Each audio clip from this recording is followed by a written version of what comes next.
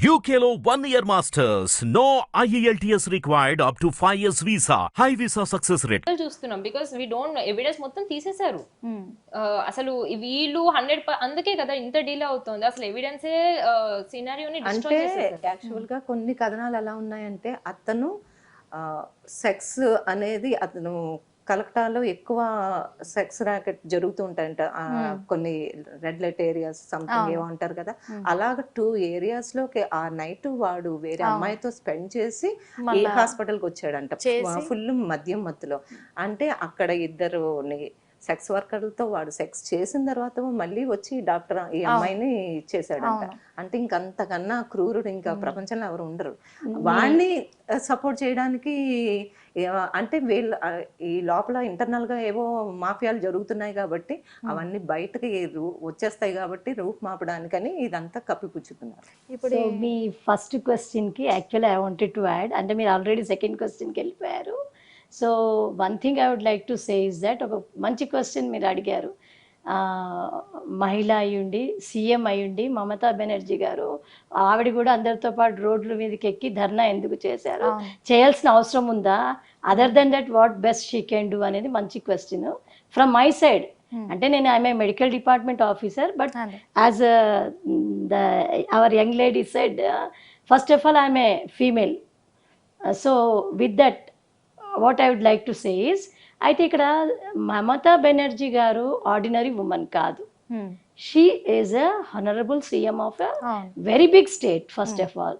Secondly ఏమిటంటే, అంటే ఇప్పుడు మన చేతిలో జస్టిస్ చేసే శక్తి లేనప్పుడు, పవర్ లేనప్పుడు, మనము ఆ సెనేరియోలో మనము దాన్ని తీసుకొని సిచ్యువేషన్ కంట్రోల్లో తీసుకొని ఏదో ఒక రకమైన జస్టిస్ చేయలేని పరిస్థితుల్లో we are protesting, all others are protesting, but she is at the helm of the affairs. అంటే తను ఏదో ఒక జస్టిస్ చేయగలిగిన ప్రాపర్ ప్లేస్లో తను ఉన్నారు. కనుక I also personally feel that there is not necessary for her to sit there on the roads and protest. Instead, what she can do is what best she can do as a CM, that too as a female CM. ఒక మహిళా ముఖ్యమంత్రిగా ఏదైతే the best justice ఆమె ఇవ్వగలదో ఇవ్వడానికి ఆ దశగా కృషి చేస్తుంటే గనక ఇంకా మంచి అప్రిసియేషన్ ఆవిడకి డెఫినెట్గా దక్కి ఉండేది. ఒకటేంటంటే immediate justice required. If justice is delayed, definitely justice is denied. అంటే ఒక్కసారి ఇందాక అను గారు అన్నట్లుగా ఏంటంటే తారుమారైపోతే ఒక్కసారి. ఇప్పుడు ఒకటి మీరు చెప్పింది 100% కరెక్ట్. ప్రతి ఒక్కరు కూడా ఒకటి అంటున్నారు, అంటే తను ఒక సీఎం ప్లేస్ లో ఉండి న్యాయం జరిపిస్తే బాగుండేది, ఇలా రాకుండా అంటున్నారు. అంటే తను ధర్నాకి దిగడానికి కారణం ఏంటంటారు?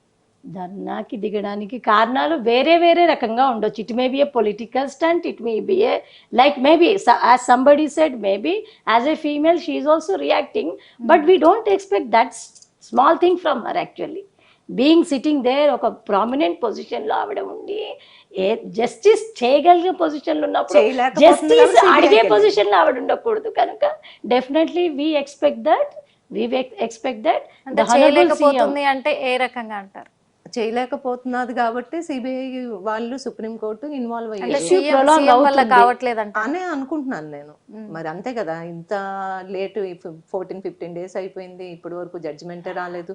సరైన తప్పు చేసిన వాళ్ళు ఎవరో, నేరస్తులు ఎవరో కూడా ఇప్పటి వరకు నలుగురా ఒకళ్ళ ఈ ప్రిన్సిపల్ ఏం పాత్ర ఉంది? డాక్టర్స్ ఎందుకు అబ్జెక్షన్ చెప్పలేదు ధర్నాకి? ఒక సీఎం ధర్నాకి దిగినప్పుడు జస్టిస్ కావాలి అని అడుగుతున్నప్పుడు, న్యాయం కావాలి అని అడుగుతున్నప్పుడు మరి డాక్టర్స్ ఎలా స్పందించారు? అంటే మీకు సపోర్ట్గా వచ్చారనుకుంటున్నారా లేకపోతే ఎట్లా?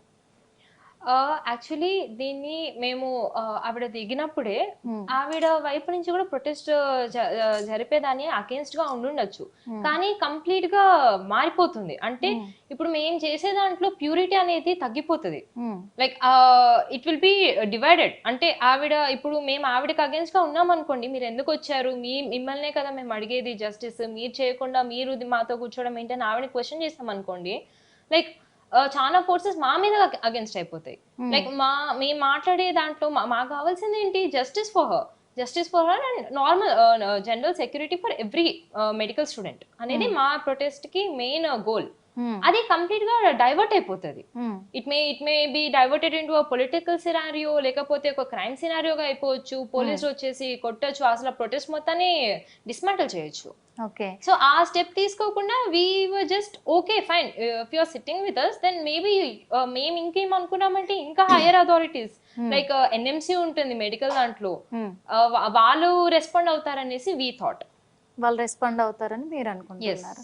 ఇప్పుడు మరి నిందితుడు నాకు అసలు నేరంతో నాకు సంబంధం లేదు అని చెప్పేసి నిందితుడు అంటున్నాడు. వాళ్ళు చెప్పడం వల్లే, అంటే ఎవరు అనేది బయట పెట్టడం లేదు, వాళ్ళు చెప్పడం వల్ల నేను చేయాల్సి వచ్చింది అంటున్నాడు. ఒకప్పుడేమో మరి నేను ఉరి శిక్షకైనా రెడీ అన్నాడు. ఇప్పుడు నిందితుడి తల్లి కూడా నా కొడుకుకి ఏ తప్పు లేదన్నారు. కానీ ఒక వారం రోజుల క్రితం చూసుకున్నట్లయితే నిందితుడికి ఎవరైతే పిల్లనిచ్చారో, పిల్లనిచ్చిన అత్త ఉందో తను ఏమనింది, చాలా షాడిస్టు, నా అల్లుడు మంచోడు కాదు, నా కూతుర్ని కూడా చిత్రహింసలు పెట్టాడు, ఉరి శిక్ష వెయ్యండి అని చెప్పేసి అన్నారు. అంటే దీన్ని బట్టి మీ అభిప్రాయం ఏంటి, అసలు ఏం జరుగుతుంది ఇక్కడ అంటారు? అంటే ఫస్ట్ వాడు మత్తులో ఉన్నప్పుడు ఆ ఫస్ట్ స్టేట్మెంట్ ఇచ్చుంటాడు నా పొగరుగా, అంటే వాడికి ఇంకా మత్తు దిగలేదు కాబట్టి లేకపోతే నన్ను ఇంతమంది ప్రొటెక్ట్ చేస్తారు, నా వెనక ఇంతమంది ఉన్నారు, నన్ను ఎవరు ఏమి పీకలేరైనా అనుకుని ఉండాలి. లేదా వాడు డ్రగ్ మత్తులో అయినా అని ఉండాలి, నన్ను ఊరు తీసుకున్నా నాకేం పర్లేదు అని ఉండాలి. అంటే ఒక చిన్న క్వశ్చన్ అండి, ఎట్లా అంటే ఇప్పుడు డ్రగ్ మత్తులో చేసుంటాడు, డ్రగ్ మత్తులో అనుంటాడు, ఇవి కూడా మన చూసుకున్నట్లయితే పోలీసులు కూడా చెప్పారు ఏమని, ఆ డ్రగ్స్ తీసుకొని మద్యం మత్తులో అమ్మాయిని పాడు చేశాడు కేవలము అని సిల్లీగా కొట్టేశారు, సిల్లీగా ఈ మాటతో చెప్పేశారు. మరి ఇది నిజమే అంటారా? అయితే దీనికన్నా ముందు ఇంకొక మాట మీరు అన్నారు, అదేంటంటే మదరు స్టేట్మెంట్ ఇస్తుంది, మా వాడు చాలా మంచివాడు, మా బాబు మంచివాడు, is not that bad man అని చెప్తుంది. అయితే అంటే దీంట్లో ఒక చిన్న విషయం కామన్ గా నాకు తెలిసి లేడీస్ అందరు కూడా అగ్రి అయ్యే విషయం ఒకటి ఉందండి. లేడీస్ అందరూ వింటండి, ఇంకొక మాట నేను దానికి యాడ్ చేస్తున్నాను మీకు. అదేంటంటే ఏ తల్లైనా as somebody everybody said agreed, అది నా కొడుకు మంచివాడు, మంచి బాలుడు అనేసి అంటారు డెఫినెట్లీ. అంతకన్నా ఎక్కువ వాళ్ళ నుంచి ఎక్స్పెక్ట్ చేయడం కూడా వేస్ట్ అని నన్ను అడిగితే. అయితే డెఫినెట్ గా ఇప్పుడు ఇక్కడ ఇతను married man, first of all is a married man. ఒక మ్యారీడ్ మ్యాన్ గురించి ఒక మంచి సర్టిఫికెట్ ఇవ్వాలి అంటే, I'm sorry to say this, ఇది నేను కొంచెం ఎక్స్ట్రీమ్ గా స్టేట్మెంట్ ఇస్తున్నానేమో నాకు తెలియదు, కానీ ఒక మగవాడు మంచి తండ్రిగా ఉండవచ్చు, మంచి కొడుకుగా ఉండవచ్చు, మంచి అన్నగా ఉండవచ్చు, మంచి తమ్ముడుగా ఉండొచ్చు, మంచి మొగాడుగా ఉండలేకపోవచ్చు, మంచి మొగుడుగా ఉండలేకపోవచ్చు. So that part of it only wife or wife తరఫున్న పీపుల్ మాత్రమే చర్చ చేయగలరు. This is some of the cases I literally seen. అంటే నేను ఆఫీసర్గా కాకుండా ఒక ఉమెన్ యాక్టివిస్ట్గా, సోషల్ యాక్టివిస్ట్గా, ఒక ఉమెన్ ఎంపవర్మెంట్ గురించి వర్కౌట్ చేస్తున్న ఒక లేడీ ఆఫీసర్గా నేను కొన్ని కేసెస్ గమనించాను. డిపార్ట్మెంట్లో కానివ్వండి, డిపార్ట్మెంట్ బయట కానివ్వండి, మన చుట్టుపక్కల ఫ్రెండ్స్ సర్కిల్లో, రిలేటివ్ సర్కిల్లో, మన క్లోజ్ ఫ్యామిలీ మెంబర్ సర్కిల్లో అయినా చూడడం జరిగింది. ఏమిటంటే, so maybe I don't think mother స్టేట్మెంట్కి అంత మనం వాల్యూ ఇచ్చే అవసరం లేదేమో. ఎందుకంటే అంటే mother is mother to everybody. So mother is definitely to mother to that bad boy also, bad man, that beast. I should say beast అంటే ఏమంటారు తెలుగులో, మృగం అంటాం. కానీ మృగం అని మనం తిట్టామనుకోండి, మృగం ఏడుస్తుంది, చీచి నేను ఇటువంటి పని చేశానా అని చెప్పి.